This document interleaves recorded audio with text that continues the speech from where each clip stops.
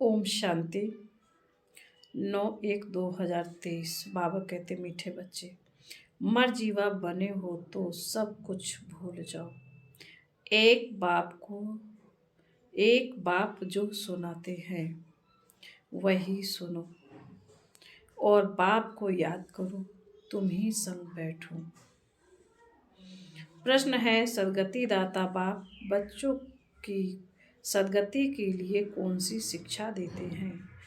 बाबा का उत्तर है, बाबा कहते हैं, बच्चे सदगति में जाने के लिए अशरीरी बन बाप और चक्र को याद करो। योग से तुम एवर हेल्दी निरोगी बन जाएंगे। फिर तुम्हें कोई भी कर्म कूटने नहीं पड़ेंगे। दूसरा प्रश्न है, जिनकी तकदीर में स्वर्ग के सुख नहीं है उनकी निशानी क्या होगी? बाबा का उत्तर है, वह ज्ञान सुनने के लिए कहेंगे हमारे पास फुर्सत ही नहीं है। वो कभी ब्राह्मण कुल के भांति नहीं बनेंगे। उन्हें पता ही नहीं पड़ेगा कि भगवान भी किसी रूप में कभी आते हैं। गीत है, तुम्हारे बुलाने को जी चाहता है। ओम शांति। भगवान बैठ भक्तों को समझाते हैं, भक्त हैं भगवान के बच्चे। अभी है भक्त, बाप है एक। तो बच्चे चाहते हैं एक जन्म तो बाप के साथ भी रहकर देखे। देवताओं से भी बहुत जन्म बीते, आसुरी संप्रदाय के साथ भी बहुत जन्म बीते। अब भक्तों की दिल होती है एक जन्म तो भगवान के बनकर भगवान के साथ रहकर देखे। अभी तुम भगवान के बने हो, मरजीवा बने हो तो भगवान के साथ रहते हो।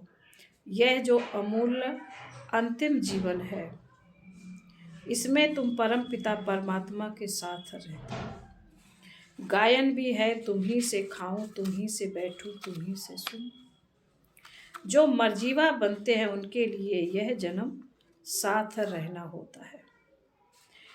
यह एक ही है ऊंचे ते ऊंचा जन्म। बाप भी एक ही बार आते हैं, फिर तो कभी आ नहीं सकेंगे। एक ही बार आकर बच्चों की सर्व कामनाएं पूर्ण कर लेते हैं। भक्ति मार्ग में मांगते बहुत हैं।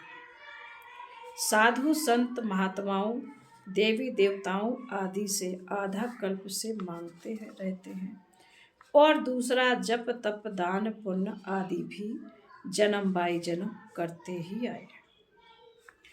कितने शास्त्र आदि पढ़ते हैं, अनेक शास्त्र मैगनीज आदि बनाते थकते ही नहीं।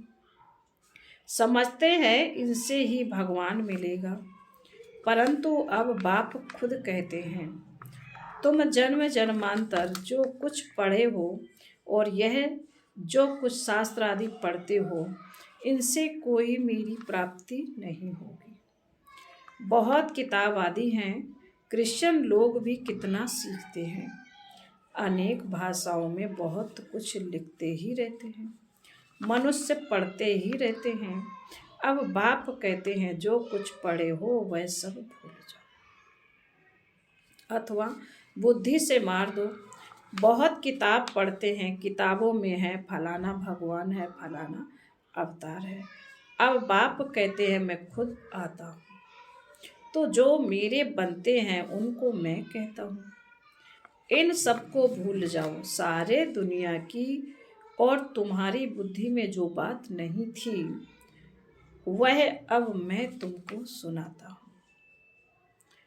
अब तुम बच्चे समझते हो बरोबर, बाबा जो समझाते हैं वह कोई शास्त्रों आदि में है नहीं। बाप बहुत गुहा और रमणीक बातें समझाते हैं। ड्रामा के आदि मद अंत, रचता और रचना का सारा मदार तुमको सुनाते हैं। फिर भी कहते हैं अच्छा जास्ती नहीं तो 2 अक्षर ही याद करो। मन मनाओ मध्य जीभो। यह अक्षर तो भक्ति मार्ग की गीता के हैं, परंतु बाप इसका अर्थ अच्छी रीति समझाते हैं। भगवान ने तो सहज राजयोग सिखाया है। कहते हैं सिर्फ मुझ बाप को याद करो। भक्ति में भी बहुत याद करते थे, गाते भी है दुख में सिमरन सब करें, फिर भी कुछ समझते नहीं। जरूर सतयुग त्रेता में सुख की दुनिया है, तो याद क्यों करेंगे। अब माया के राज्य में दुख होता है, तब बाप को याद करना होता है। और फिर सतयुग में अथाय सुख भी याद आता है। उस सुख की दुनिया में वही थे जिन्होंने बाप से संगम युग पर राजयोग और ज्ञान सीखा था। बच्चों में देखो है कैसे अनपढ़, उन्हों के लिए तो और ही अच्छा है, क्योंकि कहा भी बुद्धि जाती नहीं है। यहाँ तो सिर्फ चुप रहना है, मुख से भी कुछ नहीं कहना है। सिर्फ बाबा को याद करते रहो तो विकर्म विनाश होंगे, फिर साथ ले जाऊंगा। यह बातें कुछ न कुछ गीता में है। प्राचीन भारत का धर्म शास्त्र है ही एक, यही भारत नया था अब पुराना हुआ है। शास्त्र तो एक ही होगा ना, जैसे बाइबल एक है। जब से क्रिश्चियन धर्म स्थापन हुआ है तो अंत तक उनका शास्त्र एक ही है। क्राइस्ट की भी बहुत महिमा करते हैं। कहते हैं उसने पीस स्थापन किए, अब उसने तो आकर क्रिश्चियन धर्म की स्थापना की। उसमें पीस की तो बात ही नहीं। जो आते हैं उनकी महिमा करते रहते हैं, क्योंकि अपनी महिमा को भूले हुए हैं। बौद्ध क्रिश्चियन आदि अपने धर्म को छोड़ औरों की महिमा नहीं करेंगे। भारतवासियों का अपना धर्म तो है ही नहीं। बावन का भारतवासियों का अपना धर्म तो है ही नहीं। यह भी ड्रामा में नूधा हुआ है। जब बिल्कुल ही नास्तिक बन जाते हैं तभी फिर बाप आते हैं। बाप समझाते हैं बच्चे स्कूलों आदि में जो किताबें पढ़ाई जाती हैं उनमें फिर भी एम ऑब्जेक्ट है, फायदा है, कमाई होती है, मर्तबा मिलता है। बाकी शास्त्र आदि जो पढ़ते हैं उसको अंधश्रद्धा कहा जाता है। पढ़ाई को कभी भी अंधश्रद्धा नहीं कहेंगे। ऐसे नहीं कि अंधश्रद्धा से पढ़ते हैं, पढ़ाई से बैरिस्टर इंजीनियर आदि बनते हैं, उसको अंधश्रद्धा कैसे कहेंगे। यह भी पाठशाला है, यह कोई सत्संग नहीं है। लिखा है ईश्वरीय विश्वविद्यालय, तो समझना चाहिए जरूर ईश्वर का बहुत भारी विद्यालय होगा। सो भी विश्व के लिए है। सभी को पैगाम भी देना है कि देह सहित सभी धर्मों को छोड़ अपने स्वधर्म में टिको। फिर अपने बाप को याद करो तो अंतमति सुगति हो जाएगी। अपना चार्ट लिखना है, कितना समय हम योग में रहते हैं। ऐसे नहीं हर एक रेगुलर चार्ट लिखेंगे, नहीं थक जाते हैं। वास्तव में क्या करना है, रोज अपना मुंह आईने में देखना है तो पता पड़ेगा कि हम लक्ष्मी को व सीता को वरने लायक हैं, वह प्रजा में चले जाएंगे। पुरुषार्थ तीव्र कराने के लिए चार्ट लिखने को कहा जाता है। और देख भी सकते हैं कि हमने कितना समय बाबा को याद किया। सारी दिनचर्या सामने आ जाती है। जैसे छोटे बच्चे से लेकर सारी आयु की जीवन याद रहती है ना, तो क्या एक दिन का याद नहीं पड़ेगा। देखना है हम बाबा को और चक्र को कितना समय याद करते हैं। ऐसी प्रैक्टिस करने से रुद्रमाला में पिरोने के लिए दौड़ी जल्द पहनेंगे। यह है योग की यात्रा, जिसको और कोई जानते नहीं, सिखा कैसे सकते हैं। तुम जानते हो अब बाबा के पास लौटना है। बाबा का वर्षा है ही राजाई, इसलिए इस पर नाम पड़ा है राजयोग। तुम राज ऋषि हो, वह है हठ योग ऋषि। वह भी पवित्र रहते हैं राजाई में, तो राजा रानी प्रजा सब जाए। सन्यासियों में तो राजा रानी है नहीं, उन्हों का है हद का बैराग, तुम्हारा है बेहद का बैराग। वह घर बार छोड़ फिर भी इस विकारी दुनिया में ही रहते हैं। तुम्हारे लिए तो इस दुनिया के बाद फिर है स्वर्ग, दैवी बगीचा तो वही याद पड़ेगा। यह बात तुम बच्चे ही बुद्धि में रख सकते हो। बहुत हैं जो चार्ट लिख भी नहीं सकते, चलते चलते थक पड़ते हैं। बाबा कहते हैं बच्चे अपने पास नोट करो कि अपना कितना समय मोस्ट विलवेट बाबा को याद किया। जिस बाप की याद से ही वर्षा लेना है। जब राजाई का वर्षा लेना है तो प्रजा भी बनानी है। बाबा स्वर्ग का रचयिता है, तो उनसे क्यों नहीं स्वर्ग का वर्षा मिलना चाहिए। बहुत हैं जिनको स्वर्ग का वर्षा मिलता है, बाकी को शांति मिलती है। अब बाप सभी को कहते हैं बच्चे देह सहित देह के सभी संबंधों को भूलो। तुम अशरीरी आए थे 84 जन्म भोग, अब फिर अशरीरी बनो। क्रिश्चियन धर्म वालों को भी कहेंगे तुम क्राइस्ट के पिछाड़ी आए हो। तुम भी बिगर शरीर आए थे, यहाँ शरीर लेकर पार्ट बचाया। अब तुम्हारा भी पार्ट पूरा होता है। कलयुग का अंत आ गया है। अब तुम बाप को याद करो। मुक्ति धाम वाले सुनकर बहुत खुश होंगे। चाहते ही हैं मुक्ति है, वह चाहते ही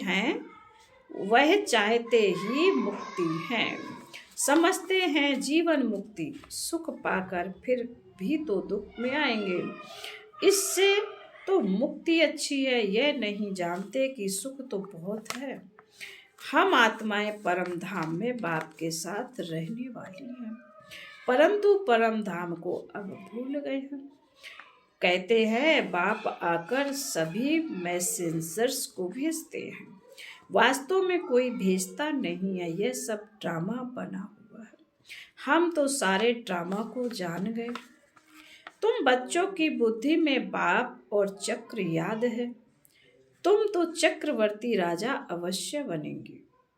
मनुष्य तो समझते हैं यहाँ दुख बहुत है, इसलिए मुक्ति चाहते हैं। यह दो अक्षर गति और सदगति चले आते हैं, परंतु इनका अर्थ कोई भी नहीं जानते। तुम बच्चे जानते हो सबका सदगति दाता एक बाप ही है, बाकी सब पतित हैं, दुनिया ही सारी पतित है। इन अक्षरों पर भी कोई बिगड़ते हैं। बाप कहते हैं इस शरीर को भूल जाओ, तुमको अशरीरी भेजा था, अब भी अशरीरी होकर मेरे साथ चलना है। इसको नॉलेज अथवा शिक्षा कहा जाता है। इस शिक्षा से ही सदगति होती है। योग से तुम एवर हेल्दी बनते हो। तुम सतयुग में बहुत सुखी थे, कोई चीज की कमी नहीं थी, दुख देने वाला कोई विकार नहीं था। मोहजीत राजा की कथा सुनाते हैं। बाबा कहते हैं मैं तुमको ऐसा कर्म सिखलाता हूँ जो तुमको कभी कर्म कूटने नहीं पड़ेंगे। वहाँ ऐसी ठंडी भी नहीं होगी। अभी तो 5 तत्व भी तमो प्रधान है। कभी कभी बहुत गर्मी, कभी बहुत ठंडी। वहाँ ऐसी आपदाएं होती नहीं है। सदैव बसंत ऋतु रहती है। नेचुरल सतो प्रधान है, अभी नेचर तमो प्रधान है। बावन का नेचर सतो प्रधान है, अभी नेचर तमो प्रधान है। तो अच्छे आदमी कैसे हो सकते हैं? इतने बड़े बड़े भारत के मालिक सन्यासियों के पीछे फिरते रहते हैं। उनके पास बच्चियां जाती हैं तो कहते फुर्सत नहीं है। इससे समझ जाते हैं कि इनकी तकदीर में स्वर्ग के सुख नहीं है। ब्राह्मण कुल के भांति बनते ही नहीं। इनको पता ही नहीं कि भगवान कैसे और कब यहाँ आते हैं। शिव जयंती मनाते हैं, परंतु शिव को सभी भगवान नहीं समझते। अगर उनको परम पिता परमात्मा समझते तो शिव जयंती के दिन हॉलीडे मनाते। बाप कहते मेरा जन्म भी भारत में होता है, मंदिर भी यहाँ है, जरूर किसी शरीर में प्रवेश किया होगा।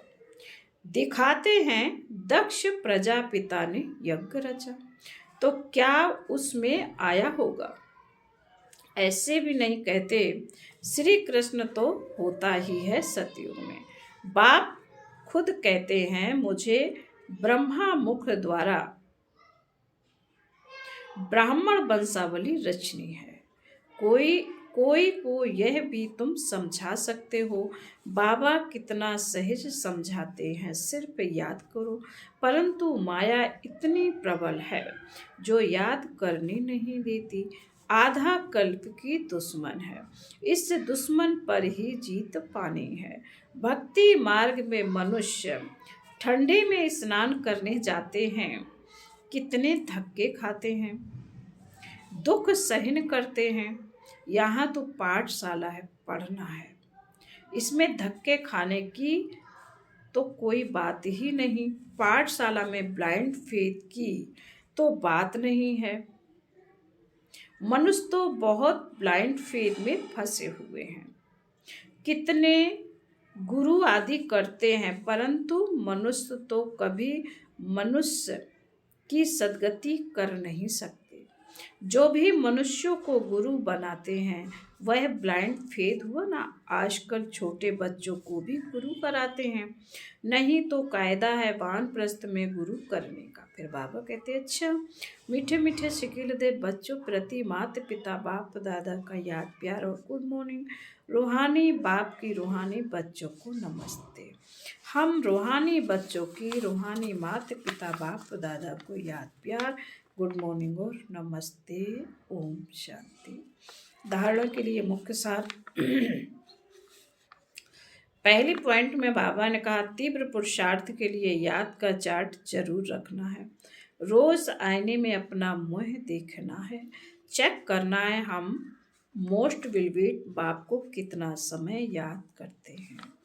नंबर 2, जो कुछ पढ़ा है वह भी भूल चुप रहना है, मुख से कुछ भी कहना नहीं है। बाप की याद से विकर्म विनाश करने हैं, वरदान है। हर बात में मुख से व मन से बाबा बाबा कहे मैंपन को समाप्त करने वाले सफलता मूर्त भव। आप अनेक आत्माओं के उमंग उत्साह को बढ़ाने के निमित्त बच्चे कभी भी मैंपन में नहीं आना। मैंने किया नहीं, बाबा ने निमित्त बनाया। मैं के बजाय मेरा बाबा मैंने किया, मैंने कहा यह नहीं, बाबा ने कराया, बाबा ने किया तो सफलता मूर्त बन जाएंगे। जितना आपके मुख से बाबा बाबा निकलेगा उतना अनेकों को बाबा का बना सकेंगे। सबके मुख से यही निकले कि इतनी ताकत और बात में बस बाबा ही है, इतनी तात और बात में बस बाबा ही है। स्लोगन है संगम युग पर अपने तन मन धन को सफल करना और सर्व खजानों को बढ़ाना ही समझदारी है। ओम शांति।